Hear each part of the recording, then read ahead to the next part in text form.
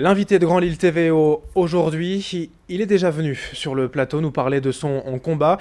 Un habitant de la métropole lilloise, François Scheffer, bonjour. Bonjour. Vous vous battez depuis maintenant 1400 jours pour voir votre fille Laura, pour ne serait-ce qu'avoir des nouvelles de votre fille Laura.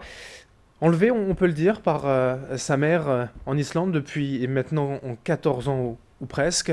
Alors, rappelez-nous rapidement quand même les faits et cette douloureuse histoire pour vous.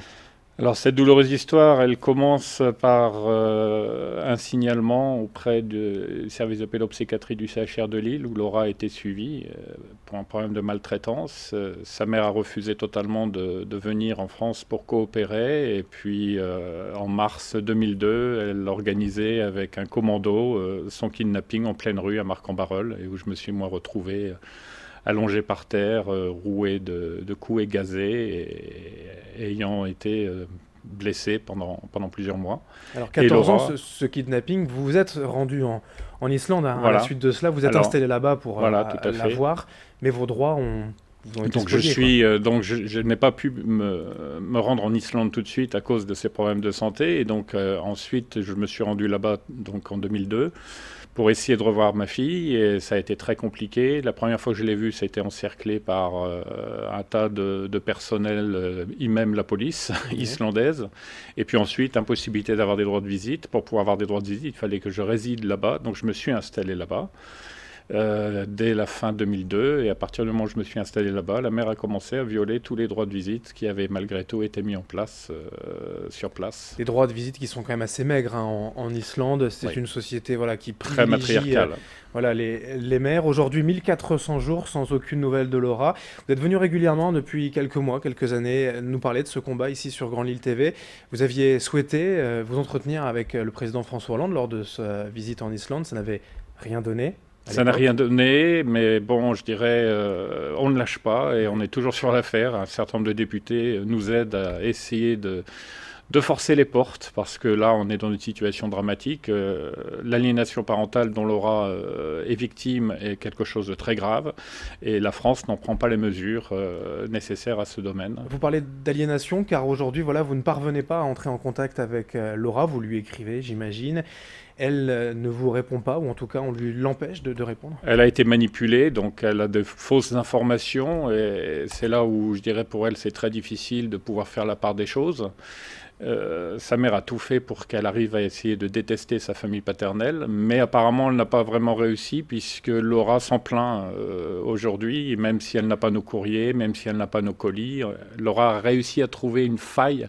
Alors, Quand j'ai dit Laura, voilà, la dernière nouvelle, voilà. finalement, à peu près positive quand même que vous avez, elle est entrée en contact avec un Alors, ancien de vos amis islandais qui a relayé ces nouvelles. Voilà, mais est-ce elle?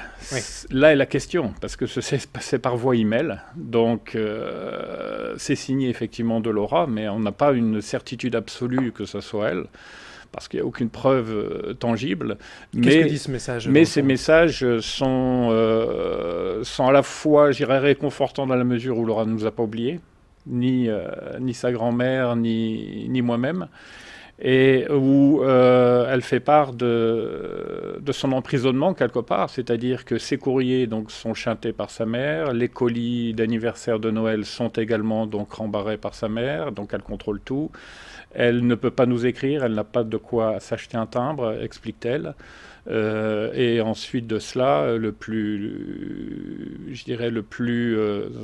inquiétant et à la fois qui peut donner de l'espoir, c'est d'expliquer que malheureusement, il faut qu'elle attende 18 ans pour pouvoir venir en France, parce que là, au moins, elle pourra faire ce qu'elle veut. Le Voilà contact que vous avez eu avec cet ami, vous allez forcément essayer voilà, de le reproduire pour avoir d'autres nouvelles. Ça s'annonce quand même difficile. Ça s'annonce difficile, on a répondu, cet ami nous a dit écoute, essaye de lui envoyer un email, même si tu n'es pas certain que ça soit elle qui réponde. On a envoyé un email, sa grand-mère et moi-même, tous les deux, et ça va faire un mois, et on n'a pas eu de retour. Alors cette aliénation, vous le disiez, le simple recours malheureux que vous pouvez avoir effectivement, c'est d'attendre 18 ans. Enfin, on va pas non plus attendre 2 ans les bras croisés. Vous souhaitez donc avec des députés solliciter encore et toujours François Hollande, l'Élysée, le président de la Tout à République, fait, et pour puis, intervenir. faire bouger la loi, parce que il y a des conventions internationales qui existent et on se rend compte que la France ne les a pas toutes signées. Il y a par exemple une convention internationale, une convention européenne sur l'exercice des droits de l'enfant. La France ne l'a pas signée. Cette convention a été mise en place en 2003.